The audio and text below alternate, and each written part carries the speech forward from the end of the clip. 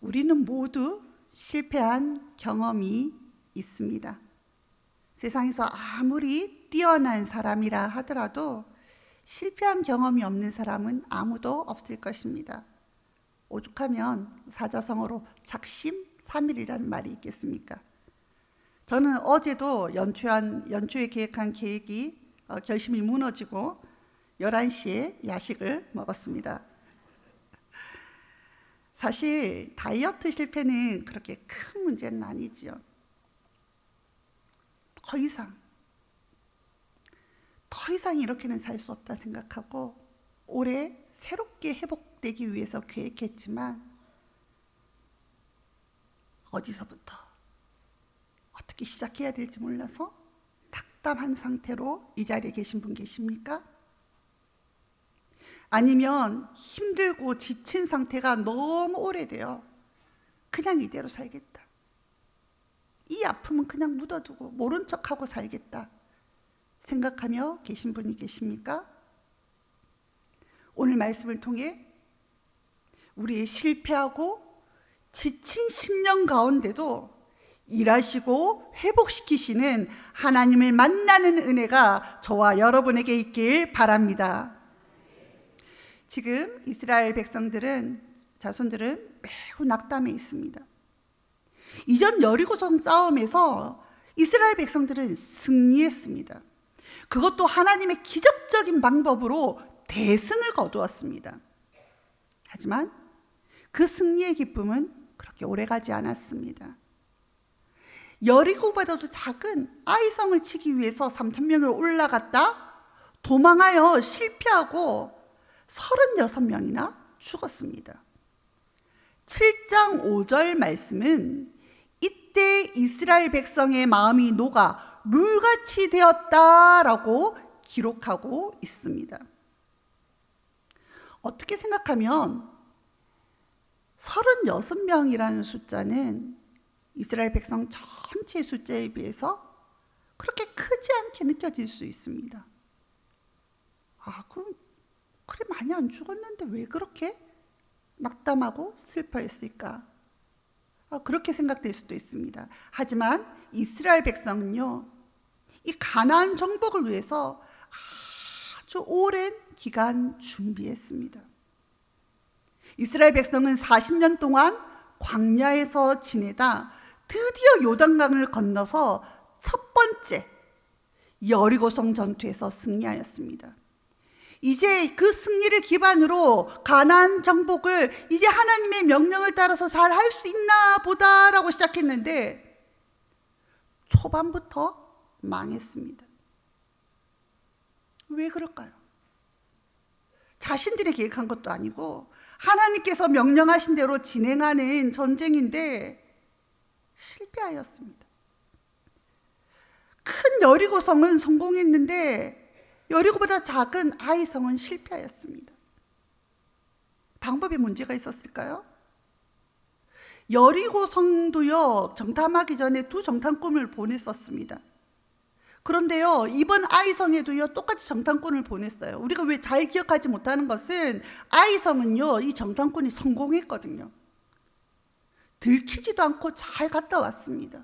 그래서 그 성의 숫자가 그렇게 많지 않아서 다 올라갈 필요가 없다고 그들이 보고했습니다.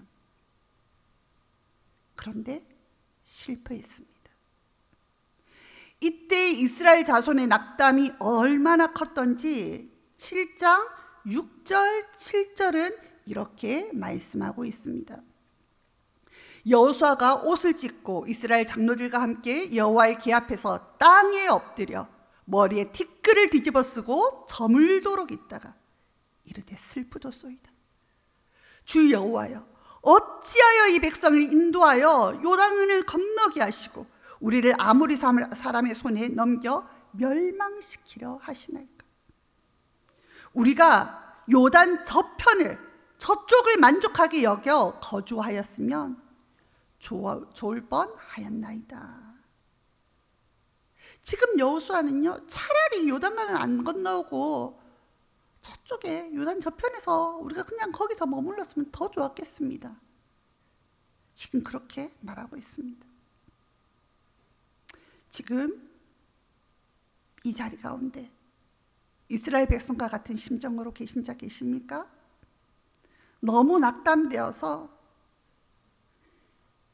어쩌면 주의 전에 나오지도 못하고 방에 갇혀 차라리 그때 시작하지 않았으면, 그때 내가 기도하고 시작하지 않았으면 더 나았겠다라고 생각하시는 분 계십니까?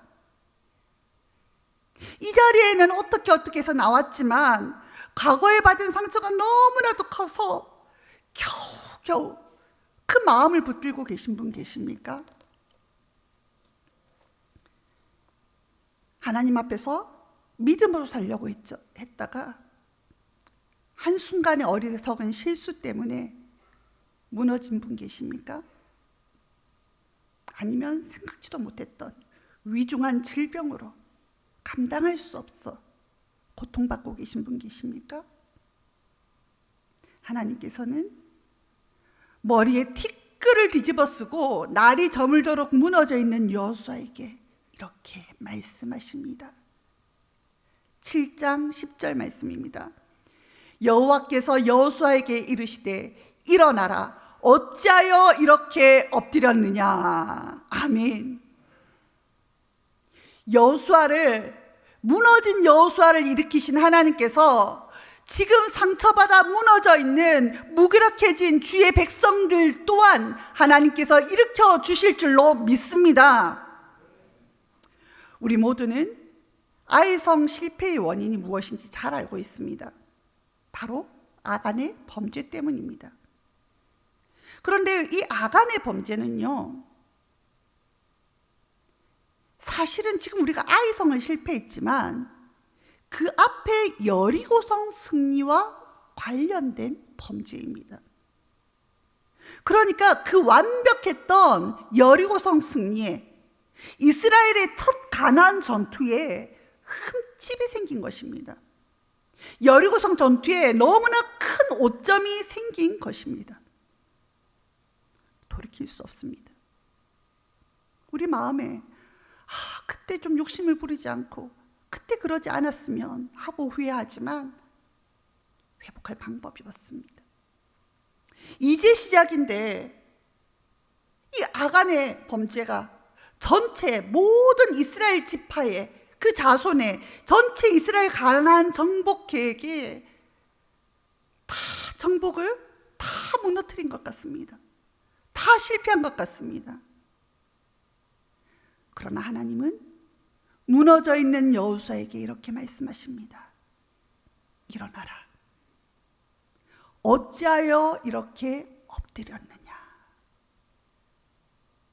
그리고 하나님께서는요, 여호수아에게 그 원인을 알려주십니다. 뭐 때문에 실패했는지 알지 못하는 여호수아에게 온전히 바쳐야 할 물건을 하나님께 드리지 않음으로 일어난 일임을 알게 하십니다. 그리고 하나님께서는요, 이스라엘 가운데서 그 죄악을 정확하게 찾아 제하십니다. 우리 7장 16절부터 18절의 말씀을 우리 함께 읽도록 하겠습니다.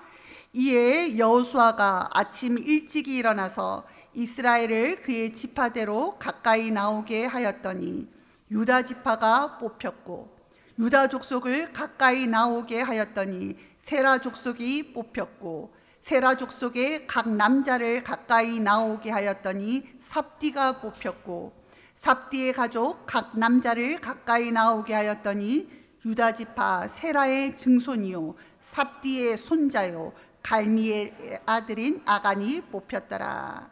아멘. 놀랍지 않습니까?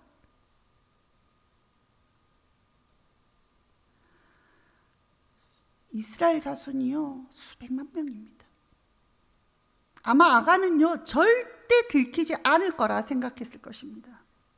그 수많은 이스라엘 자손 가운데 하나님께서 어떻게 그 작은 것 외투 하나, 금덩이 이렇게 숨긴 거 어떻게 할까 생각했을 것입니다.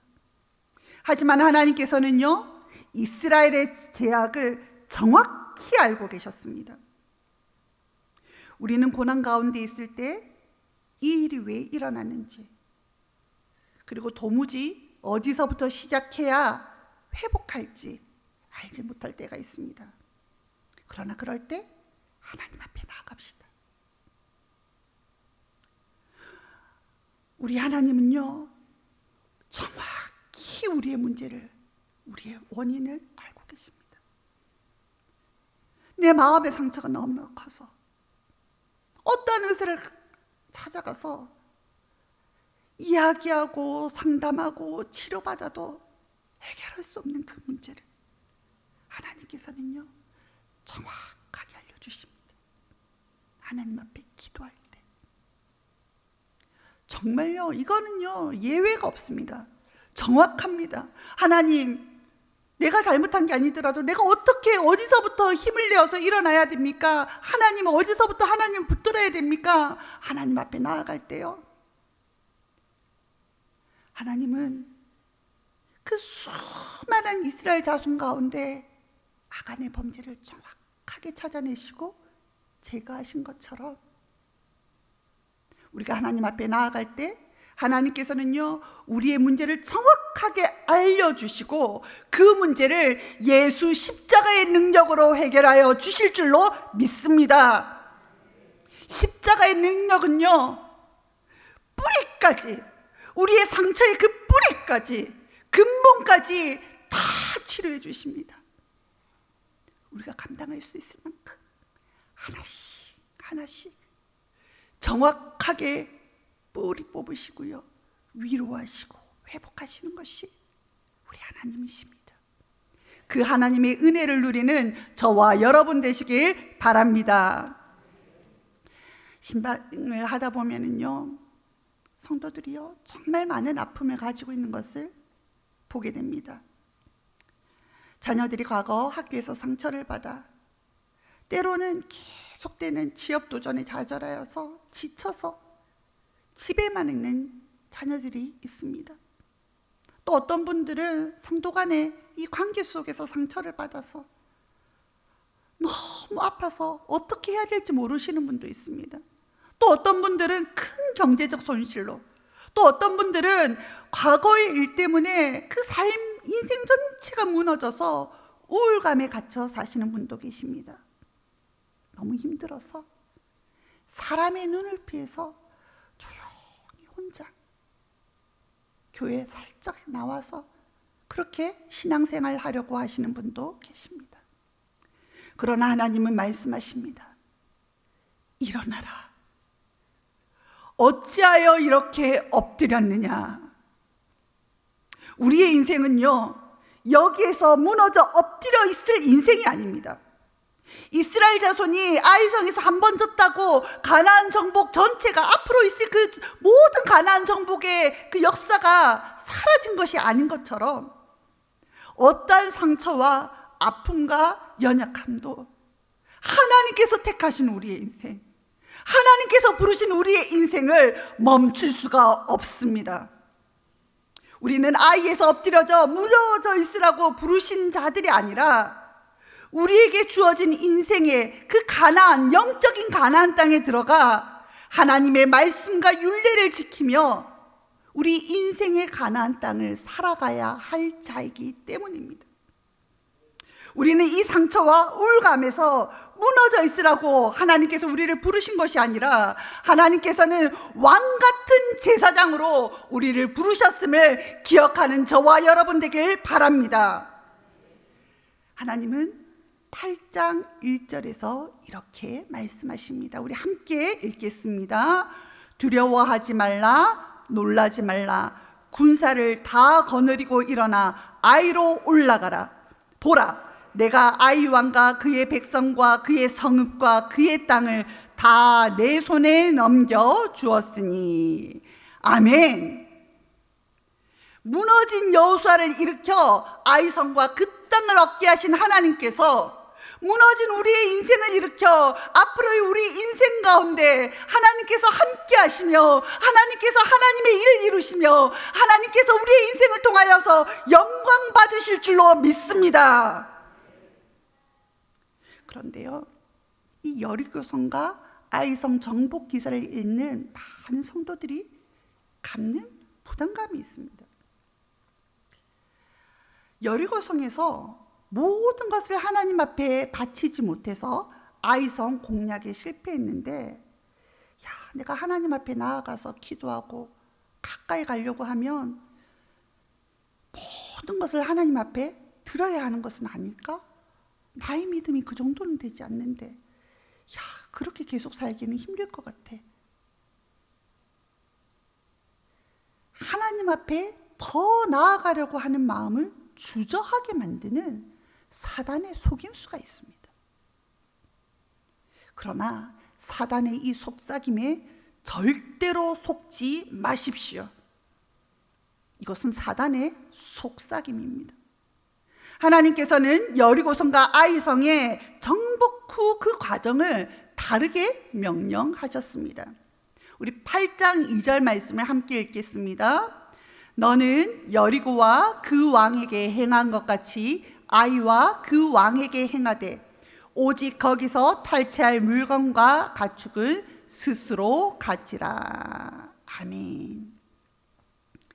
때로는 우리 인생에서 하나님 앞에 온전히 드려야 할 때가 있습니다. 여리고성 경우가 그러했습니다. 여리고성은 이스라엘 백성이 자신들의 노력과 힘으로 취한 것이 아니라 하나님의 말씀에 순종하여 하나님께서 온전히 일하신 특별한 전투였습니다. 그러기에 하나님께서 앞으로의 모든 가나안 정복이 하나님께서 함께 하시는 그런 성전임을 알게 하시려고 하나님께서는 여리고성에 속한 모든 것을 바치라고 하신 것입니다. 물론 하나님께서는요, 아이성 전투에도 함께 하셨습니다. 하지만 하나님께서는 아이성 백성들을, 그 왕과 그 사는 주민들은 진멸하라 하셨지만 그 성에 속한 물건과 가축은 이스라엘 백성에게 허락하셨습니다. 하나님은요, 우리 형편을 너무 잘 아십니다.